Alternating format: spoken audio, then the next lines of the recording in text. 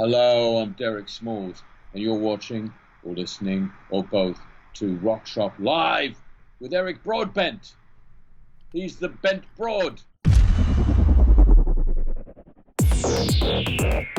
You're watching Rock Shop Live, brought to you by Stewart Travel Guitars. See the incredible stowaway travel guitar at stewartguitars.com. Microphones for Rock Shop Live are provided by Rode Microphones. Now, for Music Gear Network, here's your host, guitarist Eric Broadbent.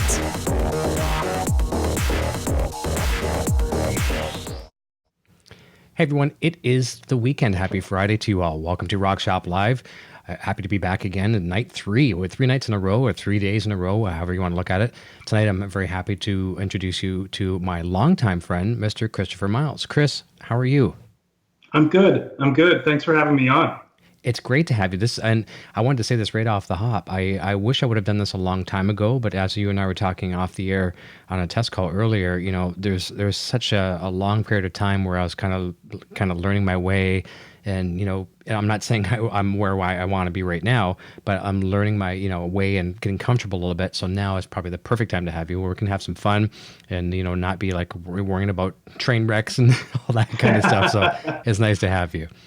It's great. I'm happy to be on, and hell of a week for the show. It's brilliant. I've been watching, and to have my name included at all has been a little bit of a thrill. Well, that's cool. Well, in one way too. I mean, I know I just feel like I kind of want to give back to you for some of the things that you've done for me over the years as well too. And we'll talk about that in a lot of detail tonight. But number one, I'm very proud of what you've done over your years, and it's actually kind of funny. I mean, it's been since 2005, so it's been 14 years. We've known each other, thanks to an event that we'll talk about later on. But wow, I mean, we've remained in touch, and it's great. And that's one of the things I like about this. With the guitar community, we get to become friends with people all around the world, and social media and the internet really helps with that, because now we can, we're just a status change away, or a text message, or whatever the case may be. But also YouTube, even before social media was where it is today, it lets us connect. But I'm just very thankful that musical paths brought us together, and here we still are. It's great. Yeah, it really is. I wanted to, actually, let's jump over to the chat real quick and say hi to a bunch of people that are jumping in right now. We got Ladybug here, Brad Miller, Never Too Late is here, Scott Roos, hello from Nova Scotia. So we have some more Canadians, a dual Canadian power here tonight. And Chris and I are both in the same time zone. We're both in yes. somewhat southwestern-ish Ontario. Brad Miller, I mentioned Brad. Rob F. is here. Hey, Rob, how's it going? Blackie's here. Butterfly and Ladybug Show, of course, running the chat efficiently as always. Several notes here. Just want to make sure I had brought up. So let's talk about how we met. And it was kind of crazy. Back, I want to say very early 2005, and I was just looking at this today. It was, if I'm correct, Valentine's Day 2015 is when YouTube was invented, or it basically became what it was. I didn't realize it was even that far back. I thought it was maybe a little more, or maybe even further back. But we got involved with this project that you were a part of, and I'll kind of set it up, and you please take it further, because I don't know the whole mechanics of that. But it was called my30seconds.com. Tell us a little bit about what it was and your involvement, and then we'll say how we got involved in that. Yeah. So I think, I'm a little fuzzy on the timing of it as well, because I think it was like 2007, 2006-ish, something like that. So I was part of, it's tough because I think there were sort of 4 of us that were the key players at this company.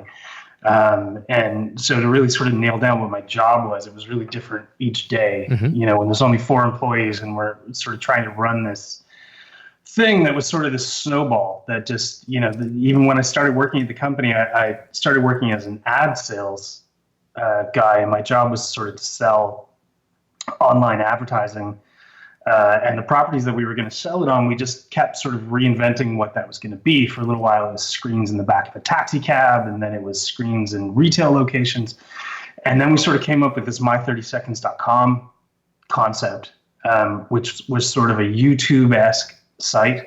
The idea was that it was user-generated content, which was a really new thing back then. I mean, I was kind of looking at the stats, and I think Google bought YouTube like November 2006, and I think we were like the very next summer that we were doing this show or this site. So YouTube, even as it exists now, didn't exist then. Yeah, like this. It was nowhere near the monolith video thing. It was so much, it wasn't sophisticated, and it wasn't even sure that it was going to be user-generated content so much. I mean, they didn't really quite know what that was or what that was going to be. So this site kicked up, and that was sort of the concept. A bunch of us at the company were musicians in former or current lives, and we were very sort of still connected into the music industry. And so we really thought that sort of one of the concepts we could do, because we always had to keep coming up with these ideas to encourage people to put videos on site. And so we would have tell us a joke, tell us a story, upload a prank, whatever it was. And one of them was this sort of band challenge. And that became the Great Canadian Band Challenge. What we were really trying to do, again, at the time, Idol was still massive. Yeah, it was. And, it was a really big thing. And, we took a lot of notes from the way the Idol shows were set up to apply into ours. But, most band challenges or music competitions were either sort of the karaoke Idol concept. Everyone was sort of a singer. Once a season, you had one guy who played guitar, and usually whoever was working with him told him to put it down. Or they were these sort of half scammy things. You had to pay to play, or you had to sell a certain number of tickets to go on at a certain time. Most of these things were also, if they were worth anything, were 100% curated. So someone in the industry, whether it was a producer or a television producer or a music producer or a director, somebody was curating everyone who got on the show. And it wasn't really based on what they did musically, how good they were, or how big of a fan base they had when they started. It was based on, a producer trying to put a show together, and did it fit the show? Did it not fit the show? What we wanted to do was have a sort of an online component to it. Bands would upload videos of their songs. And the video could be everything from a professionally produced music video or to your mom standing stage left, with a VHS camera filming your very first show at, whatever club was in your neighborhood. And, the submissions we got were everything between those two elements. We had some real characters that just, we had like, old guys that played fiddle from Nova Scotia that were sitting in their kitchen running it up, and they put it up. And we put it down to that in that first stage. It wasn't really about us saying whether we thought it was any good or not. It was about, did people respond to it? Did people like it? Were these bands able to sort of motivate a fan base to go off and vote and move them along the contest? And that was, through the entire thing, we wanted to make sure that we empowered the bands that were involved to activate their fan base and get them involved and move them along. Because as a band, most times that's your currency beyond your music, right? Beyond your songs. What you have is your fan base, and how rabid they are to support you and be involved is really important. And a lot of these contests just never paid any attention to that. And that was a really unique thing about the concept, right? Yeah, I very, very cool, because user submitted content. I mean, it's such a perfect thing. Obviously, YouTube is thrives on that now, and YouTube makes huge amounts of money off of that. And some of us content creators get some residual effects for submitting content to them. They share the wealth a little bit, but it was very, very pioneer back in its time. Taking some nods from American Idol, and I'm thinking, was it probably like in the very first season or two of American Idol at that time? Would that be about right? Yeah, the American Idol in the States may have been 2 or 3 seasons in. Okay. Canadian Idol was still a really fresh thing. Yeah. But yeah, and again, the problem that we had as musicians that were sort of trying to come up with something that was sort of similar to it was, we didn't want it to be a karaoke contest. We wanted it to be about bands, and you were in a band. And that's a really tough thing to do in a television format. Yeah. And we thought, we're going to sort of take the best of television and online video and user-generated content, and even the sort of this, social networks were still just happening. Facebook was just becoming. MySpace had been around for a bit. Yeah, I mean, MySpace was there. I mean, MySpace was on the way down. Yeah, you're right, actually. I mean, they were already starting to head south, but Facebook was really finding itself, and they just sort of started to open up outside of the education networks that they had. It used to be you had to be in a university and have an email address that you used to create your account that was associated to a university or college, when they had just opened it up to the whole public at around the time we did it. So, even activating your social network, if you think that's such a common thing, you'd think that any band worth its weight does that on a daily basis. Back then, that didn't mean anything. Bands didn't know how to do that. At most, you sent email blasts, but most of the time you were out on the street, stapling flyers up to telephone poles, and that was how you promoted yourself. Guerrilla marketing back in the day. Yeah, I mean, so this was all sort of really new at the time, which I think lends itself to why some of it, this many years later, with how sophisticated social media has gotten, how sophisticated YouTube has gotten, some of it feels a little hokey this far on. I mean, it didn't really hold up, but at the time, this was cutting edge. I mean, big parts of my day when I would sort of show up to the office were figuring out, okay, so we know what we want to do. How the hell do we do it? Yeah. We didn't know. We didn't know how to, how do we get the videos up? How do we build the site? How do we make sure that the voting system that's online is not going to be hacked, which it was several times through the contest. So we had to watch that, of how people were exploiting that, hacking it. I mean, you put it out to a big community, everyone's going to find every little hole that you leave in your tech, right? Yeah. So we would have to, we'd sort of go in and say something doesn't look right. We'd investigate, realize it's kind of being played.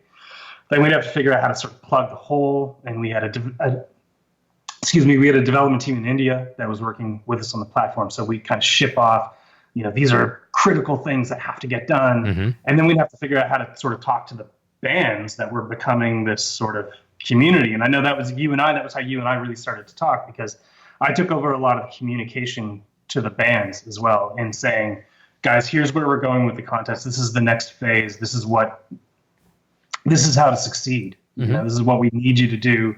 And this is some stuff that we found. And if we catch you doing it again, you're going to get booted out of the con. I mean, we were just making this stuff up as we went along. Sure. Yeah. It was challenging, That's the thing too. And so that's how we got involved. And very shortly before that contest started, Sandra here, Butterfly and Ladybug Show, as some people know her, she took over as manager in the band. And actually, I just hang on a second. I just have to do this because we saw Quentin show up here in the chat. Just have to do this. Oh God, Quentin's already in the chat.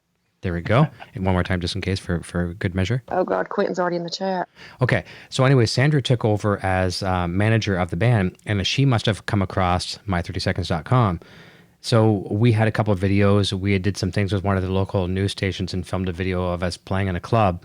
And, it was kind of a lip sync video of our material. It was looking back now, it's somewhat cringy, but at the same time, I still have, great thoughts of it. We submitted it.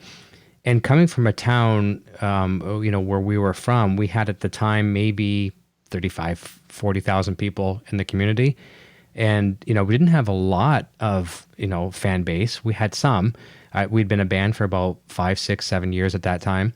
And we were able to kind of go up a little bit. We did a lot of media blitzing, stuff like that too, which I know you were always a fan of. Even though I know you're 100%, completely unbiased, it was kind of like, wow, what are those guys doing? What are those guys doing? And it was pretty cool. And eventually we finally got the notice that we were going to be coming down to Toronto. And I will go on the record right now and say this, if it's no matter what I've ever done in life, all the famous people I've met, that was the coolest moment of my life. And I'll never forget it. Like you, and I have to thank you a lot for this. I know you weren't the boss of the company, but you wore so many hats. Now you were the marketing, you're the voice, you were, so liaison to so many things. You carried guitar cases to the limos and cars and stuff like that. I mean, you went above and beyond. And I know all of you were, we don't know what today's job's going to be. We just, let's make this happen. Let's get here. Let's shoot this. That kind of stuff. I'll never ever forget it. It was the coolest thing where we finally felt like, rock stars that we always wanted to be. Right. Yeah, and I mean that was sort of part of the experience, that we were trying to create or generate.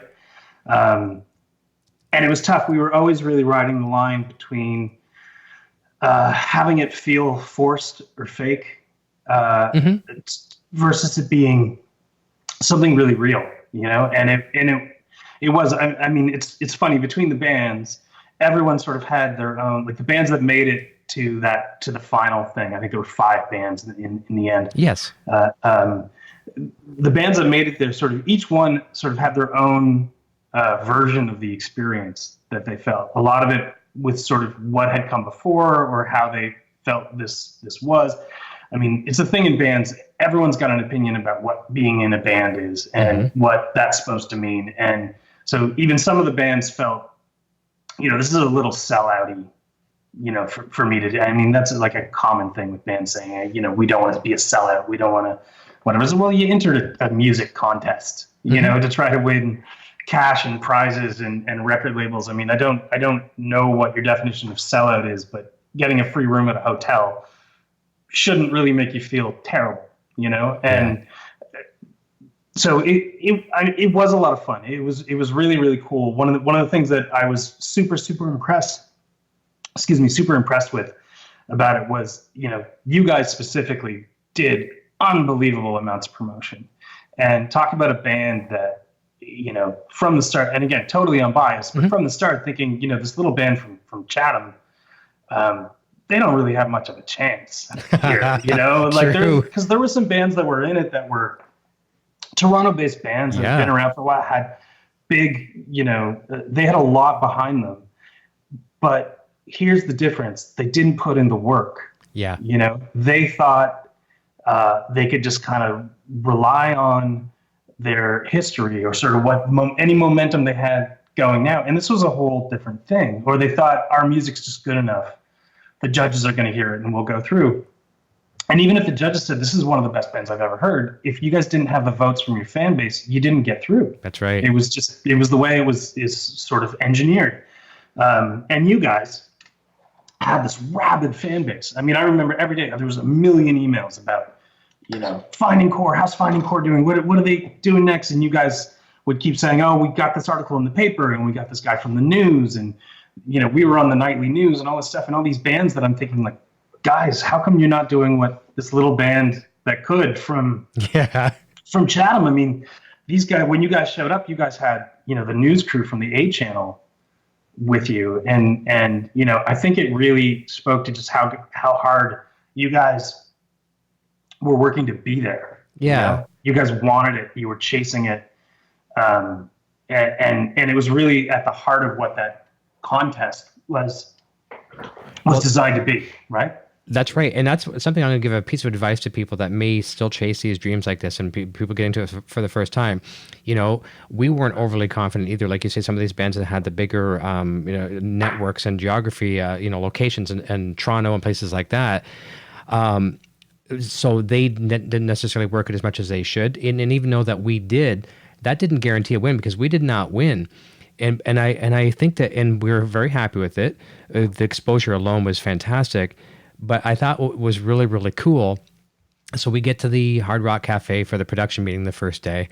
And, you're running that. We got like 5 bands and girlfriends and managers and all kinds of stuff. And people everywhere. Everywhere. Yeah. Right. And so, and you gave the meeting, and you said, okay, so here's how it's going to go. Finding Core is going to sound check first because they brought their own news crew. And I just saw everybody go, yeah. Like, you could really feel the intimidation. Exactly. But that's something that we've always tried to do. One thing I've learned in this business, and I'm sure you know this, being a musician, is you can sell what you want to sell, but you got to be able to back it up. Now, our music was no better. I'm not saying our music was any better than any other band, and maybe not even as good as the next band, but we worked the promotions. We come from the Gene Simmons school of promotions. I hate Gene Simmons all you want. Very, very successful. Now, we'll never have the money he has. I'd be happy to have 1/1000th or 1/1,000th of what he has. But, you do the promotion, but then you got to be able to back it up. As long as your music is credible, you get on stage, you're a unit. You don't have to be looking at your guitar the whole time. You're focusing on your bandmates and that kind of stuff, focusing on the audience, and it just worked. But it was the coolest experience. And and not just any hotel. You guys put us up at the Grand, which no band member should be at the Grand Hotel because it's just an accident waiting to happen with beautiful, architecture and stuff. Yeah, the Grand Hotel feels that way too. Yes, I'm sure they do. Whether without going into any details, was there a couple kind of wrist slaps after that event? A little bit. I mean, it was certainly one of the. So they were a sponsor, right? So that was sort of part of the deal. Gotcha. I mean, most of the things that were provided were sort of paid for through sponsorship or through whatever. But it was a little bit sort of after the whole thing was over and kind of meeting with them again, talking about the potential of a season 2. Okay. And they just said no. Yeah. We're just really not that kind of hotel. Yeah. To have bands. I mean, and we took over their lobby. We took over the restaurant. We took over their garden. We had their parking thing full of trucks moving gear back and forth. I mean, I don't think we were the greatest hotel guests. No. But again, it was a night, right? That's right. Yeah, no harm, no foul. And all the musicians, it's not like we all, I don't swear too much. I swear a little bit more now than I used to. But musicians in general, it's not like we're really worrying about our dialogue. We're in the hotel, lobby at 8 o'clock in the morning. It's like, oh my, effing night, blah, blah, blah, and that's one thing I got to say. This was one of those opportunities, you think of one of my heroes as a guitar player, Eddie Van Halen. One of the times he wanted to meet his idol, Eric Clapton, he got pretty hammered and he missed the opportunity the first time around. Mm-hmm. And so we're driving down, your team put us on a train on Via Rail, even put Sandra on as a manager, sent us down to Toronto. It was great. So, we're a broke band at the time, like most bands, and we're trying to keep costs down. So we bought a case of beer, cans. And then, so we didn't want to, and we snuck it on the train. And then we ordered from like the stewards that come through. Stewardesses, we each order 1 can of beer. So, and then, so she'd come back, you guys okay? Need another one? We're okay. And there's like a little paper bag on the wall, basically like a barf bag on the wall of the train. And we had probably about 14 cans of beer, empty cans of beer stuffed in that bag. Before we even hit London, Ontario, we were hammered, right? We're hammered. And Toronto's still another 2 hours, right? So, yeah, Sandra's texting me right now, drunk at 8 a.m. Yeah, I think we probably were. And I remember you guys took us out for dinner that night to a beautiful restaurant. I forget the restaurant, probably on Front Street or something. I don't know where it was. Do you remember? Yeah, it was the Hard Rock, actually. Oh, okay. At the Hard Rock, yeah. So I don't even remember that meal other than being there. But, so that goes to show you. And what was the worst thing about that was waking up the next morning. So you had told us, okay, everyone's got to be in the lobby for 8 o'clock a.m., and I don't even think I went to sleep. And I was so sick. And we were probably up on around, I'm going to guess around the 14th, 15th floor or something like that. And I remember having to go up and down to go back up to my room to get sick. It was just horrible. And then we get to the Hard Rock. And, it was one of those things, as you said, that you coined this phrase. You didn't coin the phrase, but it's in the industry. But you said this a lot, hurry up and wait. Get there, hurry up and wait. We got there and I'm just like, I'm shaking like this, right? Sandra says, go over and get something to eat. There was spreads all across the bars, like sandwich and all kinds of stuff. I went and tore a little piece of ham about the size of my thumbnail and nibbled on it. And I go into the bathroom and there's people sitting down having a meal. And I'm sitting there going, in the bathroom. And I hope this horrible noise is coming out. And I thought I ruined it for the band. I thought, and then the guys look at me in the band are like, dude, you just sabotaged. Like they weren't, but I felt it. I felt like I just sabotaged our gig. And then about 3 o'clock that afternoon, boom, I was ready to go somehow or another, and we did it. And I remember too, this was the cool thing about it, is you basically said, okay, the band goes on. I think you get 15 minutes. You finish off. We go to a commercial. You come back on, and if there's any technical mishaps, we're gonna go back to another commercial. And sorry, you guys have lost your chance. And next band comes on. You just have to keep it rolling. Right. And I remember my power supply had failed from my pedal board, and we're going like basically 3, 2, and I'm stepping on my pedal board. I'm not seeing any lights. And my whole life flashed before my eyes at that exact moment. I'm like, oh my God, our only chance. I stepped one more time, boom, power come on. I was like, oh, and it was just saving grace. Yeah. Yeah. the thing when we got to doing the live part of it, I still think about it to this day. That so we keep referring to it as live television. We were live streaming it at the time, but it was just like live television because we couldn't really break. You know, we couldn't stop. We couldn't cut it over. It just had to happen. And the guy that was the stage manager was a guy named Matt Rice, who was 100% professional. This guy had been around. He toured with everybody, and he was like a no bullshit kind of guy. Yeah. He didn't want any, opinion that a band member had was like not my problem. Nope. Your stuff is there. We'll get you on the stage. You do your thing. You get off the stage and out of my way. And they did 14 changeovers. Oh. Full band changeovers. It's not like, when you watch The Voice now and they're doing these live shows, they've got sort of one band that's up there, right? Like the stage band. Yeah. A house band that plays all the songs, and they're back there and they're pros and they're, going back and forth, and they have these long commercial breaks and they do this. But the singers just kind of have to like get into your clothes and make sure your mic works. Yeah.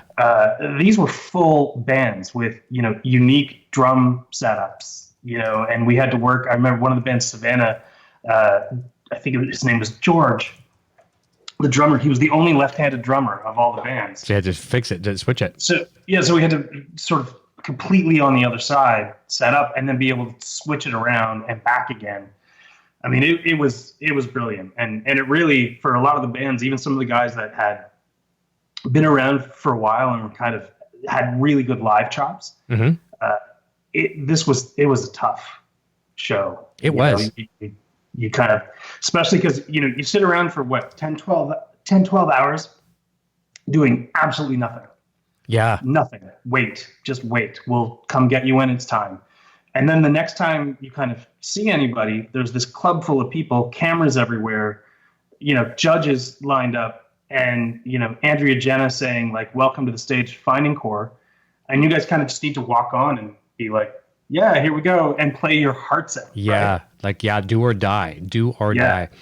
And there's no warm up. You don't have 3, 4 songs, 5 songs to kind of get warm and feel good and then kind of knock out the rest of the set. And, the way that a normal half-hour, 45-minute set could kind of ebb and flow, you had like play your song and that's it. Get up to cruising speed, like right from acceleration, boom, go. Right away. Be at 100 miles an hour from the minute the light turns on and do it. Then get off and wait. Yes. Again. Wait, just wait and stay out of the way. Then come up and do it again. It was really tough. It was really tough. I as a musician, having played live for a while, it was really tough while I was kind of running around doing everything else to keep the show. Keep the show running. It was I just kept watching what all the bands were doing and just being like, wow, this is hard. And these guys are doing it really well, and it was remarkable. Well, it's funny too, because I remember originally you guys were toying with letting some of the guitar players and bass players bring their own amps, and obviously speaking to the production team, that obviously opened up too many cans of worms, and I appreciate that, which it did. So you had backline provided, probably an Ampeg, I think it was an Ampeg 810. We had a Marshall amp, and there was, for us, we had a choice of a Marshall and a Mesa, and I was using at the time a Joe Satriani JSX amplifier. So I looked at it, I said to Todd, our singer, I said, well, the Marshall probably works for you. And I'd never even played a Mesa at that point. So literally I was so worried about this, and I wanted to make sure I did such a good job that I downloaded the manual for that particular amplifier and studied the amplifier before I even got there. So at least I had a bit of a, and there again too, I just go up and go turn up my mids the way I like them, stuff like that. And it all worked out. But it's one of those things where, it's a real test. It's a real test. And we didn't win, but we almost failed miserably too if we weren't ready to adapt. You have to adapt. It was really good. It was almost like boot camp. It was definitely like a band boot camp. You talked a little bit about when I brought up that at soundcheck you guys would go first, even though it was out of the order because you had a news crew and there was sort of that shock in everyone else's face and sort of that gasp of air. One of the things that I loved about the experience of the show as well is that you guys as bands were all competitive with one another, but not nasty or mean or rude. Everybody was friendly. Everybody got along. Everybody was friends afterwards. It wasn't it's typical, usually you think like a battle of the bands and it's this band hates that band. And, none of that happened. It was amazing. It was just a bunch of people who love music, making music, and even as a band, you could be competitive, but it didn't have to be negative. It didn't have to be bad. That's right. And being that it was only 5 bands that made it there too, I remember because we were all kind of hanging out in the same spots. We'd go downtown on Yonge Street. We'd be, sometimes the bands would split up and, 2 of us would go with 2 of the other members in the other bands or stuff like that. And I remember this was funny too, a funny story that Sandra will appreciate. We walked by Q107, I guess it was. And so Kim Mitchell working there, he comes out and, I recognize him right away as myself, our drummer, and Sandra. And I think her cousin was with her. So they went into a bathroom or something. I forget where they went, but they went off to the side. Kim Mitchell comes out. Hey, Kim, how's it going, man? Big long-time fan. We're talking to her for a little bit. And then Sandra comes out of, my right view. And I said, Sandra, hey, I want to introduce you to Kim Mitchell. And she just went, and she froze. It was so funny, And he looks a little different than you see on the album covers from years ago. He's getting older like all of us. So she didn't quite recognize him at first, but it was really, really cool. And she's like, please don't ever do that again. Please don't just hey, here's Kim Mitchell, right? It was very cool. But we really, really, really loved it. I want to say hi to a few more people in the chat. And when we come back from saying hi from them, I want to jump over to talking about what got you into guitar and things like that, and maybe why you chose that path. And I've also texted Junior here in a little bit because I know I have this in my wallet. It's in the kitchen at the moment. So I'm going to have him bring me my wallet. And I still have 1 or 2 of the My 30 Seconds voting cards. So I want to show one of those. Again, I've kept that as a memento that it will be with me forever. It's almost faded completely unrecognizable, but I still have it. Over in the chat, we've got R2R3 Locking Nut, Thomas Maynard. He did a super chat earlier as well, too. So thank you, Thomas. That's very, very kind of you. Blackie is here. Let me see. I'm way behind in the chat, and I'm the worst for that, and I admit that, but I try my best. It's so hard, and then by the time people will comment on something we've said 15 minutes ago and it doesn't even relate anymore, but I still want to try to read it. Gary Holt is here as well too. I'm going to go backwards. Let me see here. Go to the very bottom. How about we do that? Let's do that. Hadley Scott McIntyre, every arena show back in the day, the first band was a sound check. First couple songs sounded bad. Yeah, exactly. Yeah. And I think Hadley had asked if we had a sound check. And I think, did we do the sound checks the day before? Or I forget. Yeah, no, it was the day of. Okay. Yeah, and we did sound checks. Gotcha. Okay. But it was way, way earlier in the day. Yeah. It was a long time between when we did the sound check to when we were actually streaming live. The one thing that I did like about that, and I'm good friends with Todd. Todd and I kind of fell out as friends over the years. Our lead singer and guitar player, we've become great friends again, which is awesome. Lead singers, right? Butt heads with guitar players all the time. It's like Nigel. Yeah, Nigel and David, right? But he broke a string on his guitar, and I don't know what transpired, or he broke a string moments before going live, and so he had to switch to another guitar, whatever, which forced us to play a different song, and the song it forced us to play was one that had really good guitar in it. So I was almost like, I hate to say it, but I will admit it, I was happy he broke that string, because it was a real wanking guitar solo, right? So that was pretty cool. It's very, very cool. A guitar hack is here. Let me see. Gary Holt. I mentioned Gary Holt. Scrolling backwards here just a little bit. Quentin James is here, as we said. Got my new glasses. Now I can see close-up things. I need glasses bad. Terry Himes is here. Rick Hefner is here. Joshua Jones. Nice. Great shredder guitar player. Steve Naismith is here. Griffin Guitar. BB Maid. Man, we have a full house tonight. This is fantastic.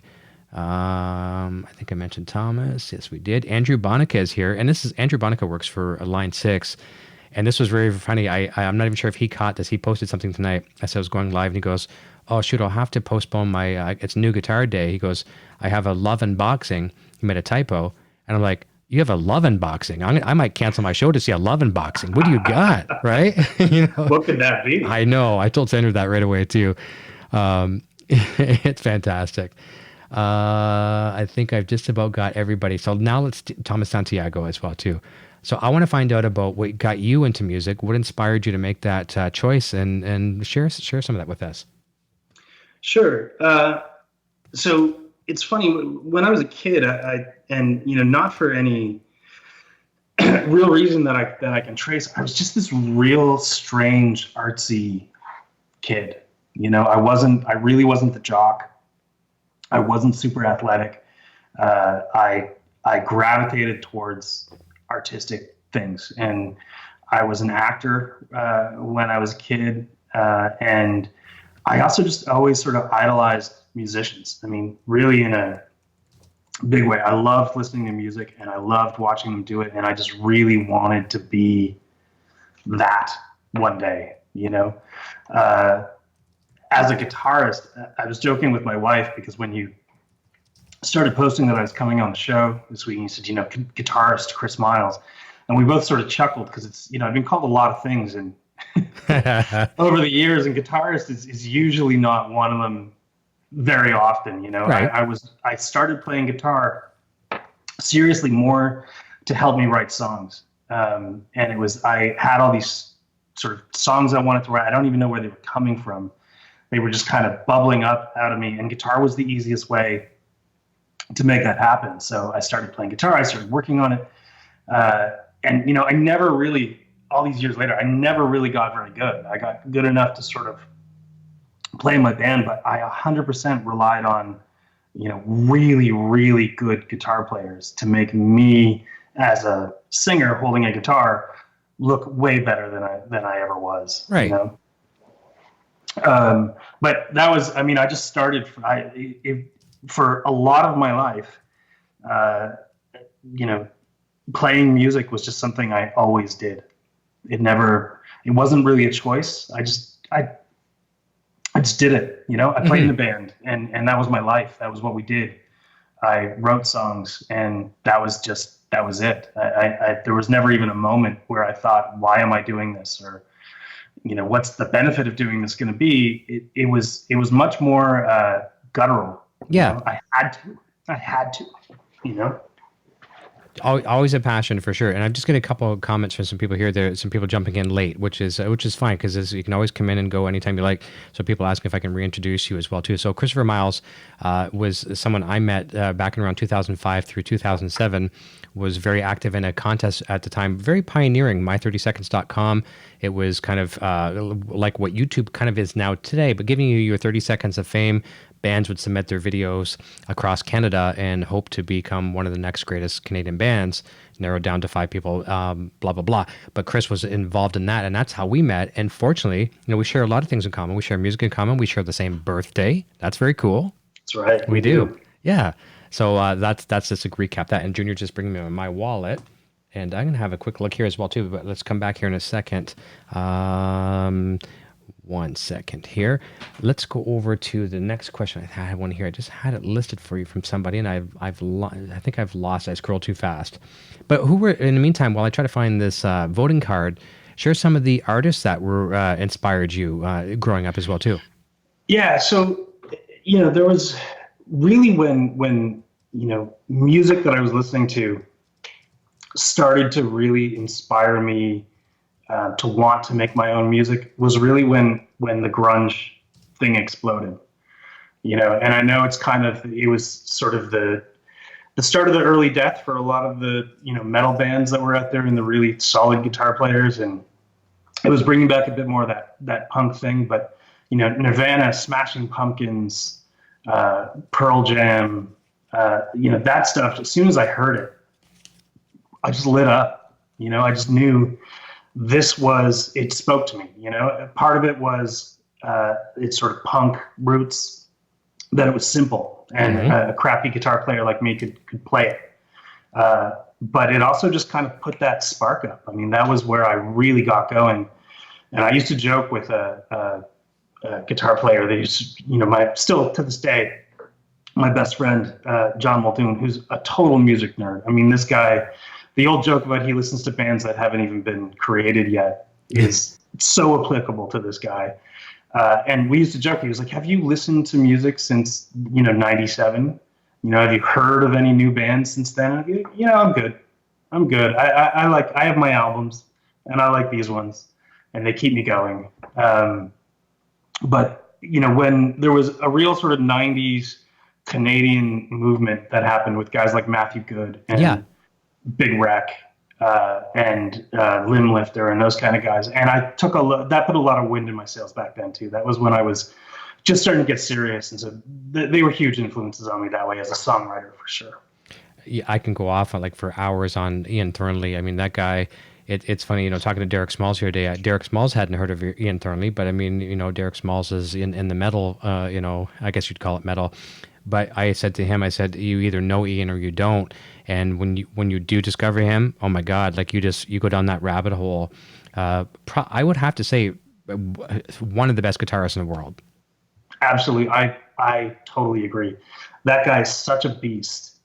It's is unbelievable. And the stuff that he does, and beyond being a phenomenal player, the thing that always amazed me about him was that he is so good in the studio. Yes. That he can make some of these ideas happen and capture it and try stuff. And, you know, he's really sort of a relatively current guitar player. There aren't many like him anymore that have those sort of studio chops that are just that good. I know. I mean, engineers must, and I'm sure even engineers get more out of him than he even knows he's capable of at times. A good producer will do that. But he's definitely no slouch. He never phones anything in. That guy, I don't even know how to describe him, but very, very cool. And if people have not discovered him, I'm sure there's still a few.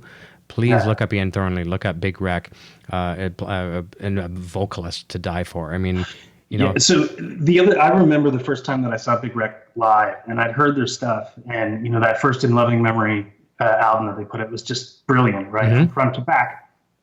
Saw them live, and I couldn't get past beyond. You know, this guy's probably one of the best guitar players I've seen, you know, live in ever. Yeah. But he was such a rock star, such a front man, and so confident to pull off those vocal maneuvers, and he just had this stance and this sort of really big presence about him. It was brilliant. Yeah. It doesn't hurt that he's 7 feet tall either. Yeah, I mean, that goes a long way. I know. I remember standing up to him against NAMM. It was pretty cool. It was myself and Pete Thorne and Ian were in this photo opportunity. It was like the three Canadians, whatever. Two of us had, I wonder if Pete had a mustache at the time. I don't think he did, but it was pretty cool. It was a real epic moment to be with those two gentlemen in the same photo. I'm kind of like looking up like to Ian like this, right? And I'm relatively tall, but he made me look like I was like 4 feet tall. Yeah, he's a beast. It was hilarious. Absolutely a beast. Yeah. So here's these cards. I still have them. I will never, ever part with these. And they're getting really worn. Hard Rock, VIP Pass, Great Canadian Band Challenge. I got 2 of them. And then on the back, they were like a voting card. You had kiosks at the event, so people could vote at home. They could log in via the website. And you got to keep in mind, too, okay, so we're streaming right now. We're doing this thing on YouTube. We're streaming in 1080p. We're talking 2005. Right, we're talking 2005, 7-ish. I keep saying 5 because that's when I have a date on the bottom of the videos, but that was a rare thing back then. So you guys were really ahead of the curve, even though you had the idea you wanted to do this. Now, how do we do it? You kind of, did it on the fly. Fantastic. But I will always treasure those, and I'm gonna take one out of my wallet because I don't want to lose it. Hard Rock Lounge, something Young, Toronto, 7 Young or something like that. I can't read it that well, but I'll never forget that. And I really want to take this moment to say thank you one more time for what you did for my morale, for my drive to be better. You have a lot to do with that. You know what?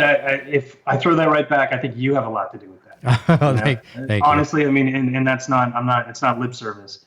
It's you got to where you got to in that contest by working hard. And the same thing after the contest. Everything you've achieved since has been, again, because you work at it. You work really hard and you make it happen for yourself. And it's really cool to watch. Thank you. Well, I appreciate that. And you've sent me some nice feedback, and I appreciate that too. I mean, you've always been, a friend and a supporter and a fan, and that's nice. And in this business, you can see genuine people, and who's not. You can just feel it. And instead of being, I wish a lot of us could stop being so jealous of people who get one step ahead. Like let's say, okay, let's take Jason Becker and Marty Friedman for example. Jason got the gig with David Lee Roth, before he became ill. Was Marty jealous of that? No, he's like, good for you, man. Go, you own it. I wish a lot of us in this community could do that. And unfortunately, not all of us can. And we're just all wired a little differently, I guess. And I try my very, very best to, when someone gets, a better gig than me, it's like, oh, fantastic. Maybe what can I learn from that? What did he or she do that got him that thing? Take some notes, table it, and always try to, you're your own competition. Yeah. Yeah. And I think, I've struggled a lot to come up with advice for bands or for musicians that is relevant, and it doesn't help that the music industry keeps changing and disappearing, and kind of how to be successful starts to become this really elusive thing of what does success mean. But the advice that I always take is that you're never going to find someone who's going to do anything for you. Mm-hmm. When you become a gigantic success, there will be people that do things for you, but they're really only doing it because it's their job. Exactly. Paycheck. They're not doing it because they want to make you a rock star. They want to make whoever's employing them money, and they want to, so that's why they're doing it. So this idea of we're going to get a manager, and that manager is going to be the key, and that manager will do everything for us for the next set. They won't. Mm-hmm. You need to do it yourself, and you need to think like a marketer as well as a musician. You need to think like a stage designer as well as a musician and a songwriter, and you need to be 100% responsible for everything about your career. That's right. That's why with us here, as you've known even back in the day with Sandra managing the band, we are a family entity here, where even Junior now is very, very involved. Junior's going to be my co-host probably very, very soon. I'm kind of just watching him. He's ready to do it now, but I'm just waiting. But we're a big YouTube family, and we're a music family. We're keeping it all together. And I would much rather grow slow. And we obviously have a goal in mind that we want, and we will get there. But I'd rather grow slower and do it with the family, as opposed to, because I've said this to Sandra many times, like one of the biggest things that drives me batshit crazy is the amount of hours I spend in booking guests. Right. And because, I'm this little guy on the list of all these, things out there, these, media outlets. And if you don't stay on top of these publicists and stuff like that, they forget about you by the time they've read your email.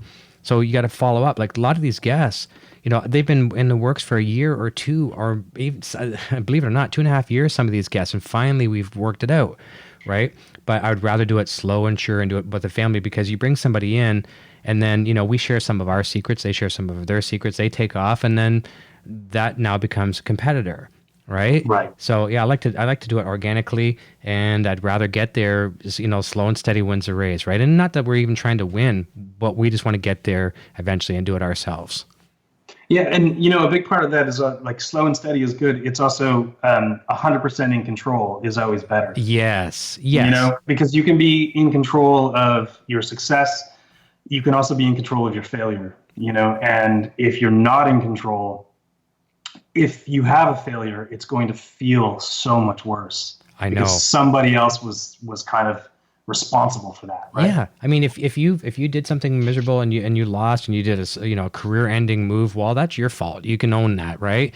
And try to recover from it. But when someone else is driving that vehicle and creates it for you, it kind of sucks. I was just given a message that our good friend Gary Kramer, one of the founding fathers of Kramer Guitars, is watching. I have his little coaster right here. Awesome.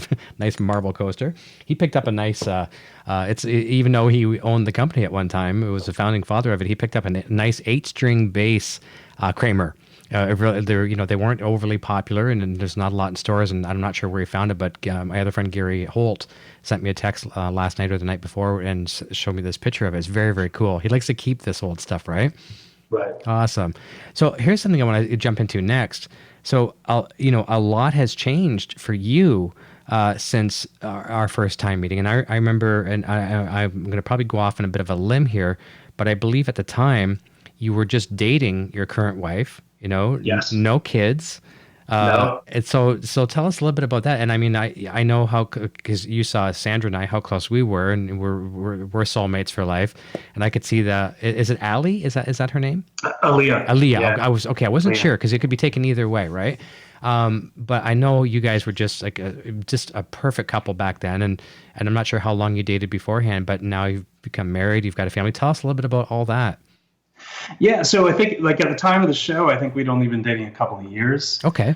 But you know, it was early on, and I mean, it was a fantastic time. I mean, we were both young, living right downtown, you know, double income, no children. It was, you know, it was the dream. We were everywhere. It was a lot of fun. You know, sometimes that's sustainable for some people. It certainly wasn't for us. We settled down a bit. I mean, we're still together. We're happily married. We're coming up on our 10-year wedding anniversary this November. Congrats. That's great. Yeah, and we have two boys, Johnny and Holden, who are 9 and 6. Yeah, and it's you couldn't get as far away from the life that we had when we met then as sort of the life we have now. Except the thing that's the same is that we're still together. We still love one another. We're still, you know, each other's biggest fans. So that's great. It is a nice story to see that. And I mean, we could see that even though I don't remember a lot of the dinner. Yeah, for some reason I can't remember the dinner, but I remember, you know, she was there with you, and she was very, very nice to all of us. You know, the hospitality was just, it was just off the charts. But very happy to see you guys still together. That's a great anniversary to celebrate. And as far as the boys, you know, I'll share a story with Eric Jr. here, who I know you follow and, you know what he's aware of, or I mean, what he does with music and things like that. I was a little bit worried about music because, you know, if you're a guitar player or you're a musician, period, you know, your kids are more than likely prone to possibly follow you, right? But I didn't want to force it on them because there are all the beautiful things that can come with music and the happiness that it can create for you. There are some negatives, as we all know. You can go down that dark hole and, you know, dropping out of school, getting into drugs and alcohol and who knows what. But, you know, I'm not saying music is the cause of that, but dependent on the people you surround yourself with. Didn't want to necessarily push music on the boy, and he found it on his own. So then we encouraged it. Right? How about your boys? I know you told me a little bit about this off the air, but I would like you to share the story with our guests. Yeah, so the same kind of thing. I mean, it's always, I think it's really common that, you know, whatever it is you do as a parent, you know, everyone always asks, you know, oh, so, you know, is your kid following in your footsteps? Mm-hmm. And I think it was, you know, I think we took a lot of the same attitude as you, is that we don't want to force them in it. We want them to just be who they are and organically develop their own personalities and their own likes and their own interests. And the last thing I wanted to be was, you know, this sort of gray-haired, used to be a rock star guy saying, you know, have you practiced your guitar yet? Have you done this? And I don't want to be that guy at all. That's right. We've only just started putting them into music lessons just this year, just sort of this summer, I think. Wow. It started. And they're going about it in a really organic, laid-back way. The teacher's this really sort of calm guy. He doesn't want to put them in competitive anything. There's no Kiwanis festival. He said, like, if that's what you want for your kid, I'm the wrong guy. There you go. He's got this studio full of instruments. Couple of keyboards, some guitars, some, you know, shaker sticks, a full drum kit, you know, all this stuff. And he just lets the kids kind of go where they want to go. And he ends up sort of weaving it into a lesson and is starting to teach them about music. But he's really sort of waiting to see what they pick up on. And between my two kids, Johnny and Holden, Johnny's 9, and he kind of has to work pretty hard at music. So he's got to work to sort of read the notes, and he's got to work to get the rhythm. And when he sings, he's got to really work to kind of find the notes. He still loves it and he's into it, but he doesn't immediately seem to have this natural gift. Okay. Holden, the youngest, who at any other given time is just sort of a fly by night, not really a very serious guy. He's a big joker. He has incredible pitch, and he can play things just from ear. he goes into the class and the teacher starts, this is what we're going to play today, and starts to get the music out for him, and he's already playing it because he just heard it. That's great. And to him, it's like nothing. We say, that was incredible. How did you do that? And he's like, I don't know. And he just wants to get back to something else. Like it just happens. It's just in him, So it's pretty cool. It's neat to watch. I think I'm still the same as you said. There's a lot of highs and a lot of lows in music, and I think that it's something that I'm still of two minds. I mean, I absolutely, if they become super successful musicians, I'd be super proud. If they became super successful garbage men, I'd still be proud. Success is success. It is. That's right. Well, I don't often get asked this question, but it's probably been asked a couple of times. People say, does Eric Jr. follow in your footsteps? And if I was asked that question in a public forum, I'd say, I'm just trying to keep up. I'm trying to get into his footsteps. Yeah. That kid is just amazing. He, at his young age, and this is great. I mean, I really envy him for this because he's as good at every instrument. Like, because I consider myself a guitar player. I can fake my way around bass, and if I was to lay down a 4/4 beat on drums, I could probably do it. But that's it. I know a couple chords on piano, and I mean, I certainly could not contribute to a song as a piano player. But he can do it all, and I watch him. And another thing, I think you'll probably know for a fact, and your boys are considerably younger. Like they're half Eric's age, and for your one boy. But they introduce you to things that sometimes that at least myself, I would never listen to certain types of music or certain genres. And a lot of these pop artists, and then you would usually shy away from that. But if you look at these artists like an onion, you peel these layers back, you're like, holy cow, there's some great stuff in here. And at the bottom of it, just great songwriting. And I'm very, very thankful for the youth that kind of breaks that barrier for me. I've discovered a lot of bands like that. Yeah. Yeah, and I'm absolutely the same way in that sometimes they'll be listening to something and I overhear it and I'm like, oh, what is this garbage? If you're gonna listen to music, I want to try to force good music on you, right? And then I stop myself and I realize, like, who am I to say what's good to them or not? And I kind of let them tell me, what is it you like about this song? How's it making you feel? What is it that what's moving you when you hear this? And I try to get them to kind of pitch it to me and see if it's something that maybe I've got this old school 90s attitude about it that, if it's not grunge, it's crap. Yeah. And it's fun. Kids are great because they really sort of show you everything with fresh eyes. And agreed. Right. Because there's everything that you're so sort of, it's so habitual and boring for you is brand new to them. That's right. And sometimes it's tough as a parent when you're tired and you're trying to rush people around to realize, like, no, wait, this has got to be pretty incredible for them to see or be a part of, right? That's right. And yeah, that's the thing. Like they haven't been told what's right and what's wrong.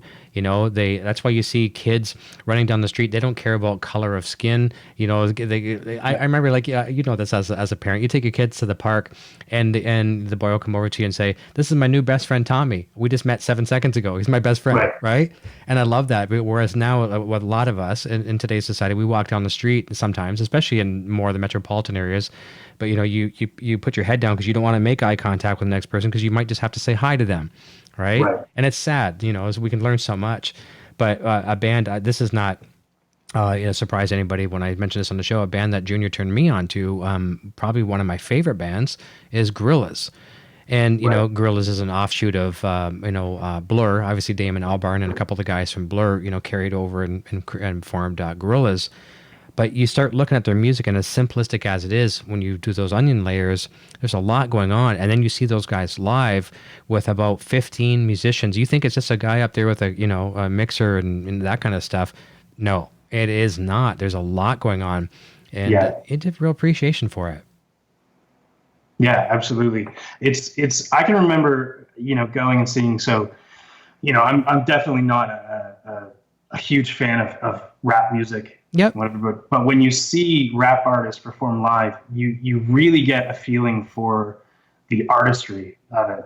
I agree. No newsflash. I didn't coin this phrase. I didn't coin this suggestion, but it's just something I'm going to share. I've had a lot of times over the years, I've had friends say, "Hey, I've got an extra ticket to go see so and so." I'm like, oh, I can't stand them. No, no, thanks. I appreciate the offer. Thank you so much, but no. But you should not do that, because there's so many bands out there that, like, I mean, you go see some of these bands, like you say, rap artists. Like, perfect example, for Gorillaz, we saw them twice. One of the artists that opened for Gorillaz was Vince Staples. He's kind of a hip hop artist. Mm-hmm. And he also does some collaboration with Gorillaz, but he happened to open up for them. And I'd be lying if I said I didn't enjoy it. You know, I did enjoy it. I'm like, and that's not my thing. You know, it's, and we talked about this with Derek Smalls the other day. I think musicians need to go see, or no, actually, Rudy Sarzo, sorry, it was Rudy Sarzo who talked about this. You watch comedians, you know, and comedians are on stage all by themselves. And I mean, they don't got the guitar players and their drummers and these other people to rely on if they fall flat on their face. So study that stuff. Go see, get out of your comfort zone, go see some of these concerts. And at the worst thing that's going to happen to you, you're going to have some stuff stored in your ear for a rainy day. You're going to be writing some compositions, and all of a sudden it comes out country and you didn't mean to. It's because you went and saw so-and-so last week. Right. Yeah, it's very, very cool. A couple other people jumping in the chat. So I want to say hi to Brian Stewart here, and Adam Reaver from FU Tone is in the chat as well too. So one of the things I want to talk about, and you don't necessarily have to say what you do for a living, but I know you've always been, you know, actively involved in marketing and technology as well too. What keeps you busy these days for your job? So I've worked for a lot of years for Microsoft in their marketing department. You know, specializing in technology marketing, and I guess it was about 4 years ago I kind of spun off and started my own company called Unbox. Okay. And we specialize in marketing technology, and our primary client is Microsoft. So I spend most of my day, I think I'm pushing, 11 or 12 years of Microsoft work now. So I'm kind of very blue without actually being an employee of Microsoft. But I do a lot of work, marketing, technology, right down to nitty gritty sort of code stuff in making advertising and messages and communications coming from Microsoft, having them sort of unravel the right way on the myriad of devices that people are consuming the messages on. So, you know, I'm sure you know this, you do a lot of development work yourself, but, you know, the way a message renders in Outlook on a desktop is very different than how it renders on a phone. Sure. And there's a lot of, it comes off as being really simple, but there's a lot of technology behind that. And that's sort of what my focus has been the last little while. It's amazing with technology, how it's like advanced now. Like you look at Instagram and things like that with some of these, the juniors showed me some of these apps that, you know, they'll do face tracking and like keying and all this other kind of cool stuff that we used to have render farms on computers to do what a free app will do now. It's just insane. But it's so cool to hear you say, like, you know, working for Microsoft for all these years and now them being one of your clients. I love that. It's pretty cool. Yeah, I mean, I just kind of, when the opportunity came up, I went with, you know, who I knew. Yeah. and yeah, I mean, they've been a fantastic partner, and I hope I keep working with them for, you know, 100 years. It's terrific work. It's nice. And I got to admit, you know, you always get these people out there that will be, you know, they're either Apple users or they're Mac, or Windows users. And I happen to be both. You know, I'm broadcasting right now on a Macintosh, and I start and stop the broadcast on a Windows 10 machine. So I'd be a real hypocrite if I said one sucks and one's better, right?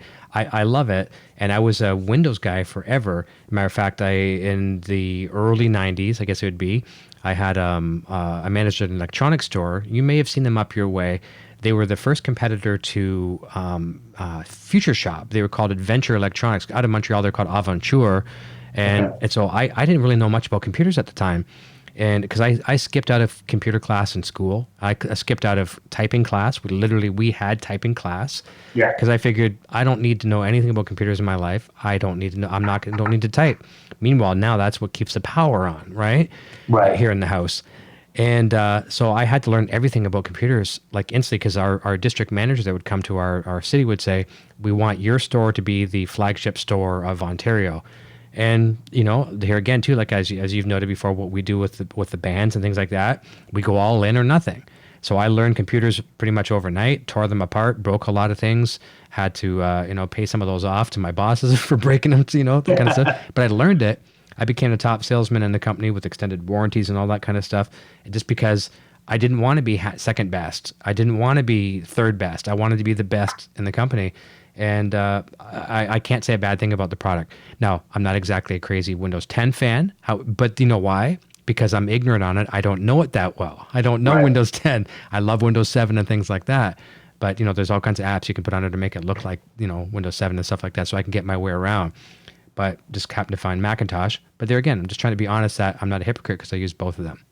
Right. My house has both as well. Yep. And I've always, marketing and advertising and the creative industry for years was very Apple and Mac based, and to some degree it still is. Mm-hmm. I think, and not to get off on a sort of rah Microsoft tangent here, but that's okay. I've found in years that in current day the differences between them are really minor, and you can do a lot on either platform, and it doesn't necessarily matter what platform or what operating system ecosystem you're caught up in. It's what you're doing with it when you have it. That's right. And it's very cool. Microsoft is a very different company now than it was when I first started as well. I mean, they've become this really sort of cool company. I always joke that when I started, I did marketing for Hotmail and Messenger and Internet Explorer. And if you can name me 3 more horrible products, I'd be surprised, right? Yeah. And rightly so, those don't really exist anymore, and they're not really things, but they've got some really great sort of new things that they're working on and doing. Yeah. There was a guy who worked, he was my boss when I first started. And when he left the company, he went to this sort of new ad agency, and he really had this sort of energetic feeling of, here I am, and they asked me what kind of computer I want. And I said, I want an iPhone and a MacBook. And for years of working on Microsoft, that stuff was just, you don't have. Of course. Right? You had a terrible Windows phone, and you had a big beast of a laptop. So he wanted these things. And they got him to go, oh, look how shiny this is. This is fantastic. But all of his instincts on a computer were all Windows-based. Okay. And he couldn't figure out how to do anything. He said, my productivity is so low because it takes me 20 minutes to send an email because I'm not really sure where to click or what to do. And I think that goes back and forth. Mm-hmm. Again, the end result, I always say one way or the other, it's not really what platform you're using, is what you're doing with it. And if you're creating great work, or you're making great music, or good TV shows, or whatever it is you're doing, the device you're working on is completely irrelevant. It's just a tool, right? That's right. Yeah, that's exactly right. I mean, I've been doing my line of business for about 18 years, building websites, and in my small community where I grew up in, I was one of the very first people that thought, okay, this internet thing looks pretty cool. I think I might have a career in this. I'm going to jump in there and start making, little pages for people. And then I've always done that, but I also worked in radio for about 8 years, and at my job at the radio station, it was Blackburn Radio in Ontario, and they have about 13 stations across Ontario. They're the serious competitor. Well, I shouldn't say a serious competitor, but a competitor for Bell. And what's the other one? Why have I lost my train of thought? But obviously Bell being one of them. Chorus. Right. And my job there was to build all these websites, and it was a mandate for us that we would only support Internet Explorer for the last 3 versions. So if it'd be like 8.7.6, and if a customer calls and says, I can't get on your website, I'm in IE5. First of all, I didn't even want to open up IE. If I sometimes would click IE on my desktop by accident, and it would open up, and I was like, I opened up IE. Command, Control, Alt, Delete, quick, get rid of that. I just hated it. And then we would have, have to try make sure everything was good in Firefox and, Safari, Netscape Navigator. That goes so far back, right? But I totally get it. But let's jump away from technology for a little bit. Maybe. Yeah, we went down the nerd hole. That's here. Okay. We have a lot of geeks that watch the show. That's for sure. Just like us. But let's talk about gear, which could be even more geeky. I know I've just accumulated or acquired a beautiful Les Paul, which I love to death. And I know you've always had that real nice white studio. So studio, right? Yeah. Tell us a little bit about some of the gear that you have and what's special about it. Maybe go down the rabbit hole of any effects that you may use and amplification, because I don't know that about you, what other stuff that you have. Yeah, so I don't have as much as I used to. And, you know, here's the thing about me is that I was a gearhead in a way that I liked gear and I liked stuff. I didn't always necessarily understand what it was I liked about it, you know, or what it would take to do something. But yeah, so I've got 3 guitars now that I keep around, which have been, 2 of them have been guitars that I've had almost right from when I started getting serious playing music. And that's that white Les Paul, which is like I think it's a 93. Okay. Gibson, and then I've got a 92 Takamine acoustic. And those things, you know, those 2 guitars have really seen some stuff because they went everywhere. They were on all the recordings. They went to every show. I mean, that white guitar used to be this really nice, bright Alpine white. Yeah. And it's this really faded sort of yellow now. Nicotine and oxidization and... Yeah, and I mean, years when I was first playing, you could still smoke in the clubs. Yeah, I know, right? So, yeah, and it was, you know, that thing would just, you take it out of the case and it just stunk. You know, it took in every environment I brought it into, it just kind of ate it up. Yeah. It's amplification. I used to have a Marshall 100-watt plexi head. And I absolutely loved the sound out of it. The problem I had was the 100 watts was so loud. Uncontrollable. I took it to a guy at Songbird Music in Toronto. I'm familiar with them, yeah. They used to be a thing. And I had him do an alteration on it to put like a master volume switch around the back. Okay. So that I could still kind of have it turn down, but turn up and cranked, get some but of that, down. Yeah, and get that beefy tone out of it, but it was still too much. It was too loud. Mm-hmm. I loved it, and I hung on to it for as long as I could, and then eventually just had to kind of downsize gear, and I went to really simple. It's like a Trainer 2x12 tube amp, 50 watts. Trainer rocks. And yeah, it was what I was looking for was durability because I was lugging it around all the time and from club to club. I didn't want anything too big because I could never tell. Sometimes we'd be, you know, playing the Opera House. Sometimes we'd be playing some little tiny dinky club in the middle of nowhere where we were sort of standing in the kitchen trying to play, right?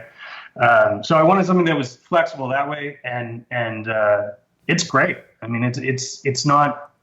It certainly doesn't have the sort of sexy ness that, you know, lots of people are looking for in their amps, whether it's like a Vox or a you know, Marshall or whatever. But it to a degree it gets the same result, you know, and it's just a big, reliable, warm tube amp, and yeah, it served me well when I was playing. I still have it. I haven't fired it up in years, but that's cool. Still got it. Trainers always rock. Now, isn't Trainer distributed by owned and by Yorkville and distributed through Long McQuaid now? Yes. Or Yorkville? I'm not sure. Yeah. Yeah, it was Long McQuaid. Okay, there you go. Yeah, because they now own the brand. Is that correct? I believe so. Yeah, cool.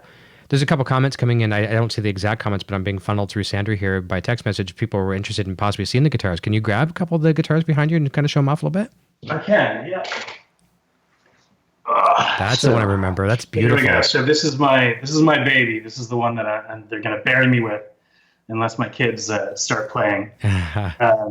It's, you know, pretty much exactly the stock. I didn't do very much to it. The only modification I ever did was I put new tuning pegs, or the machine heads, on the back. So it originally had these sort of white bone ones that came with it, and this sort of really sort of curly Q thing that Les Paul was doing, or Gibson was doing at the time.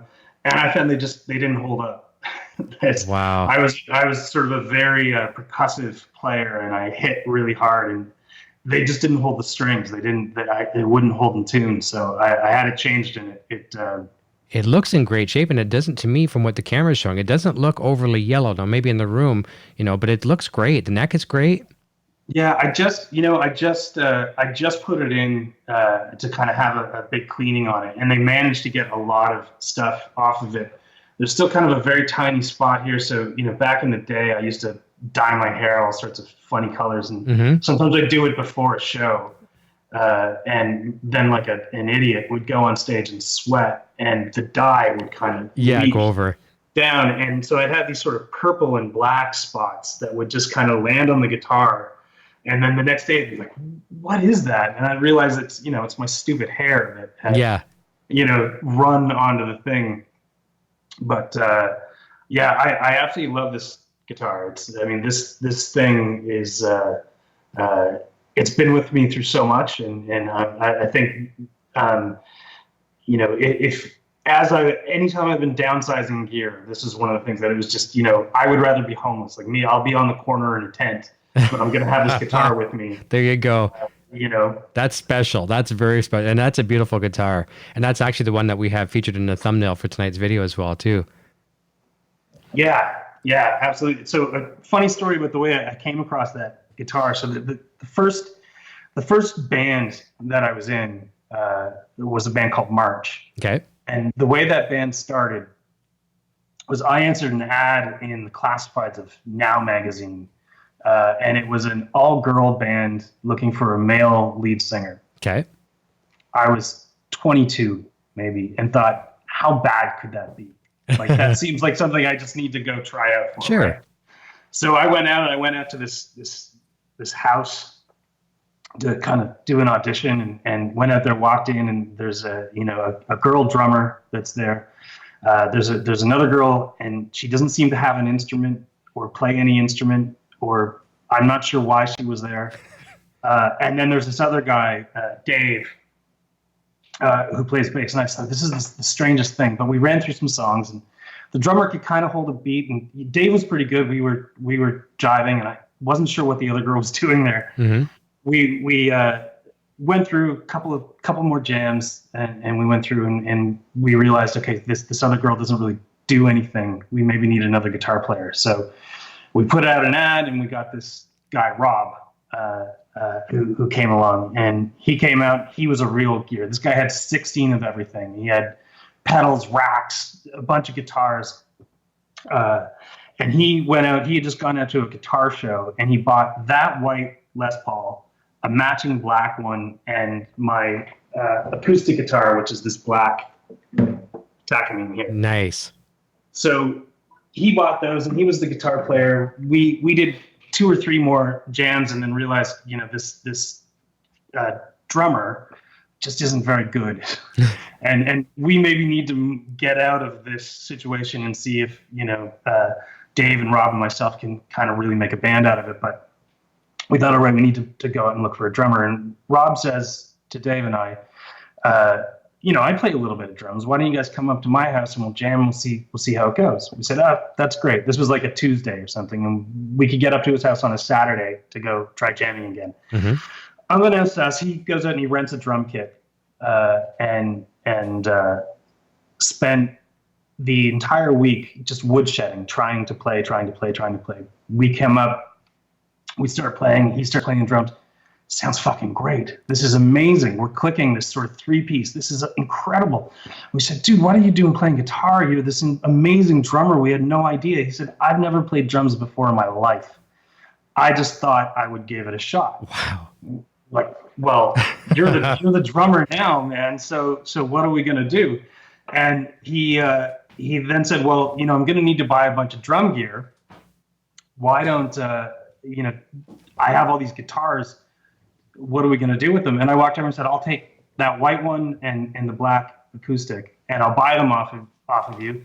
And to me, it felt like I'm putting the money back into the band, because he was going to convert that cash into a drum kit so we could keep going. Sure. And these have been my guitars, and I didn't go to a store. I wasn't out looking. I wasn't whatever. I knew I needed a better guitar than the one that I had. But once I played that white beast, I just said, this is the guitar for me. And it works out well. I could buy it from this guy. And he went on. He was the drummer for us for years. Like, and it was always this thing that he wasn't a drummer when I met him. He was a guitar player. Isn't that something? Eh? That's totally awesome. Very, very cool. It's a cool story. I'm going to show you just a flashback because you shared a guitar that was very, very special to you, and it's all these years. And I switched to your camera so people didn't see me get out of my chair and possibly fall or pull a cable out or whatever. But this is back from the Hard Rock Cafe, back from the My 30 Seconds, the band challenge. This is it. This is the Finding Core Wolfgang right there. I still have it. That's right. I still have it. This thing, it was always the guitar that, and actually this was the first PV Wolfgang in Canada. I eventually ended up working at the dealer that sold these, but at the time I didn't work there. But I heard all the rumors that this guitar was coming, and I talked to the dealer, like, you got to get me the first one, and they were like I forget what you call them, but like with Chrysler and all these car dealers, it's like a 5-star dealer kind of thing, whatever. Right. Well, whatever the terminology is in the music stores, they were that. So, they did a lot of volume with PV. So this was the first one in, and this thing it's been bled on, beer's been spilt on it, tears, maybe some other DNA, who knows? But it's got everything, it's got some futon in the back. I just love this thing to death. And people look at, they say, is that a roasted maple neck? I'm like, no, it's just age. Yeah. It just aged. And look at the bird's eye on the back of it. I mean, that's fantastic. Yeah. So that's just like you. And here again too, look at the cream binding, right? That was white at one time. That's all the smoke and nicotine. And I can totally relate. And I think here in Canada, I think we maybe different in other countries, but I think we were ahead of the United States as far as the smoking ban. And that's what really started to kill. It was good for our lungs that they killed the smoking thing in the bars, but it also, for the bands, it started to kill things because smoking and drinking went hand in hand. When you couldn't smoke in the bars, people would have to go outside to have drinks. In the wintertime, they go out and they go home. That was a decline, one of the major things of decline of the turnouts for the live bands. And that was a drag, but it is what it is. Yeah. I can remember when the smoking ban first started, and again, I was glad that they were doing this. But they had, in Toronto especially, they had all these sort of weird ways of kind of rolling it out or phasing it out. So they had, at the Horseshoe, they've kind of got a front bar and then a back room where the music happens, where the stage is and whatever. So when they first brought in the smoking ban, you could still smoke in the front bar, but you couldn't smoke in the back room where the bands would play. Okay. And that inevitably did exactly what you would think, is that it kept everybody in the front bar. Oh, so they don't watch the bands. So, you'd bring out 300-400 people to a show, and nobody would have to get past the person that was collecting the door charge. And you'd go up and play, and you could see people at the other end of the room in this sort of haze of smoke. And we've got 300-400 people there that are, rocking out, loving the show, but we're playing to an empty room. Oh man. There's us, a big open checkered floor, the sound guy, and then this big haze of smoke with all the people. And it was great when they finally stopped that, because the people who did come out, it finally got them back into the room. But it was tough for a few years there. I remember we played a few clubs, like we did a lot. We played all over Ontario, but one place we played in was Hanover. Are you familiar with Hanover?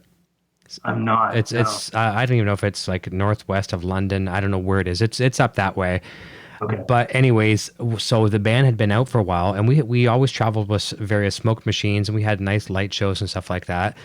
And so the band's in place, and we're using our smoke machine, which is not a nicotine product. I guess you could say the same thing about today, is in places where they don't allow smoking, they don't allow vaping too. And it might be like vaping because it's an oil-based thing, whatever. I don't know what the deal was, but they're like, you can't use your smoke machine. And we're like, are you kidding me? You can't use our smoke machine? No one's going to get affected by this. As a matter of fact, it actually smells nice when it goes off. It's got it bothers some people, but I just thought that was really, really funny. With the smoking ban, we couldn't use a smoke machine. It's funny. Smoke machines are one of those things that I always kind of laughed a little bit about, right? Because it did kind of add to the show, and it was part of it. But it was also one of those things, like, the smoke machine doesn't make you sound any better. No, it doesn't. It does not. You know what I mean? So like, you can turn that thing on as much as you like. Yeah. at the end of the day, it's still about the music, right? I can remember a few times too. 9 times out of 10, it was our bass player who he owned a lot of the stuff because I've told the story on a lot of the other shows. He ran a pawn shop, so stuff would come in and he would be the first person to grab the stuff, right? So he had like, all kinds of cool stuff for next to nothing. And if we were having a bad night, or if I was pissing him off or something like that, he would step on the trigger and he wouldn't even take his foot off the trigger. And I'm just buried, like literally he'd drain the entire smoke machine in one shot. Right. And you could tell when he was upset with me or upset with another band member because we couldn't see them. It was literally completely lost. It starts to have sort of notes of Spinal Tap a little bit, doesn't it? That the smoke machine and. Exactly. Oh, I know. And I'm glad you mentioned that too, because we were talking about this off the air as well too. I know you watched the show the other day. I want to, there's two things. One, I want to ask a question from Sandra here in a second, but Sandra will also remember this story and I think you'll get a kick out of it. Many years ago, probably around the My 30 Seconds Band Challenge days, we used to, sometimes we'd help bands from across Canada, get some gigs in our local city, and we'd sometimes trade them. You get us a gig and we'll get you a gig, or sometimes we'd just help. Other times, we would just, if they're coming through town, they don't have a place to stay, we'd let them stay at our house, right? They'd crash over, everyone sleep on the floor, and, we'd get to know them. We didn't just invite complete strangers into the place, but come on, sleep over. So one night we're having a big party, whatever, after the show, and just staying at our house. We're like, hey, we're going to pop on Spinal Tap. And so everyone's like, yeah, oh yeah, great, man. This is my 19,000th time seeing it. And the drummer that was in this band, well-respected drummer, industry professional, been playing for many, many years. He's like, what's Spinal Tap? And everybody just went, And I looked at Sandra, I'm like, can we send this guy to the hotel? Like, let's get him out of here, right? Because you don't know Spinal Tap. But how many times have you watched that show, and what has it done for you? I mean, tell me. Well, it's so well done, that movie. And I think I remember you saying this week that like anyone who's ever played in a band can relate to some of the sort of comedy of errors that that are part of the show. Everything from girlfriends or band wives getting in the way to the being so hung up on the set and it just not rolling out properly, or having equipment failures on stage. That scene when they're playing at the Air Force Base and their wireless stuff starts interfering with the air traffic control. The number of radio stations we used to pick up all the time with our gear because we had terrible power. Yep. In these podunk clubs, and we get like radio stations from 4 towns over would suddenly be coming through our amps. We had to just play through it, and there's nothing you can do but laugh. And Spinal Tap was always that just sort of perfect comedy, and I love the way that movie was executed in that they took sort of 3 American comedians and turned them into these legitimate British rock star characters, and that they've kept it going all these years. It's just brilliant. Well, some people hated it because they thought it was real. Yeah. I can remember. So Derek Smalls talked about that Canada Day tour that they did. And I remember that. I remember when they did those 3 shows, right across the country at 3 different times, and they were flying through. And I remember, a lot of people that were a little bit younger that hadn't really been exposed to Spinal Tap were like, who are these guys? This is the worst thing I've ever heard. And it's like, this is part of it. You've got to understand it's going badly because it's designed to go badly, Yeah, absolutely hilarious. Two last things here I want to say. Number one, this is from Sandra. She asks, because I told you earlier, thanks to you and thanks to Sandra as well too, getting us into that My 30 Seconds contest. But you had a big part of that as well too. That is my career highlight. If I died tomorrow, God forbid, I could say that was the biggest thing I've ever done. She wants to know what is your career highlight, and it could be a small gig, it could be a big gig, it could be playing at a radio station, anything. Tell us what was something that you'll take to your grave as the best thing that's ever happened to you through music. Oh, it's a tough question because there are so many. There's so many experiences, so many stories, and you meet a lot of people. I had, so 10 years ago, I played live for the last time. Mm-hmm. And part of the reason I played that final show was I needed to have heart surgery. And I knew that after I had the heart surgery, who knows? I didn't know whether I was going to be able to play again, how long it would take to recover. Mm-hmm. And it was pretty serious, like full open heart, crack your chest surgery. So, so we did it. So I'd been playing guitar in a band called Slow News Day.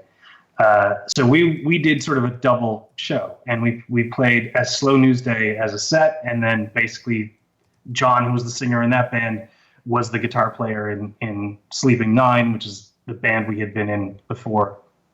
And we played a full set that way. And it was one of those things where, it's a really neat feeling to be standing on stage going, I don't know when I'm going to get to do this again. I don't know, if I'm even going to be alive in a month or so. The complications could happen. I mean, this is really the sort of play it like it's the last show of your life. And I didn't worry about how many people did we get into the club. I didn't worry about, was my tone perfect? I didn't worry about, am I singing the lyrics properly? I just felt it. And that, it's funny that what's coming back is sort of being one of the greatest moments was also sort of one of the last real, career moments that I've had in music. But it was just nothing left to lose. And there was no pressure, and then got on and just played the shit out of some songs that I really, really felt powerful about, and got to do it in front of people that I loved and knew and friends. And it wasn't the biggest crowd. It wasn't whatever. It wasn't my greatest performance, but inside it felt like the greatest thing I've ever accomplished. Like, this is what I wanted to do. Yeah. And if I never get to do this again, I'm going to be okay with that. That's when you give it all. Like, there's maybe no tomorrow. Yeah. Yeah, absolutely. And maybe, you know what? Not that any of us, many of us will go through the procedure that you did. Some people may, some people may not, and hopefully it all goes good for them. But I mean, always give it like it's your last performance, because you never know. You could become sick. You could be, a handicap. Something could happen to you. Just give it like it's your last one every time. Yeah, I think the music industry from the POV of an artist, right? If someone who's making music or creating music, you have to get involved in so many things that are so unrelated to making music that sometimes it starts to get really blurry and fuzzy, because you're worried about driving the stuff and the itinerary for the show and the in and out of the club and being where you need to be on time and making sure you've got high quality guys in the band and you're all on the same page and you need to do all this stuff. The one time when you really need to just turn that off is when you play. When you get up there and you're playing live, don't worry about anything except just feel the music, be in that moment. It's a real gift. There's not a lot of people in the world that get to do it. And when you find yourself, doing it, it's so easy to lose sight of just how incredible it is. We're talking again about kids seeing things for the first time and how cool it is.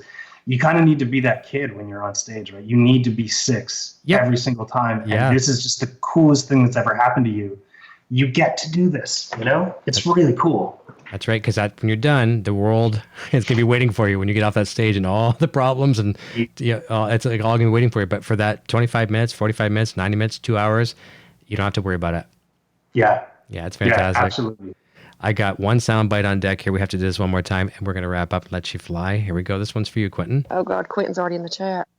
I had to do it. Listen, Chris, thank you so very, very much for joining me. This has been a long time coming. I'm so happy to finally do this.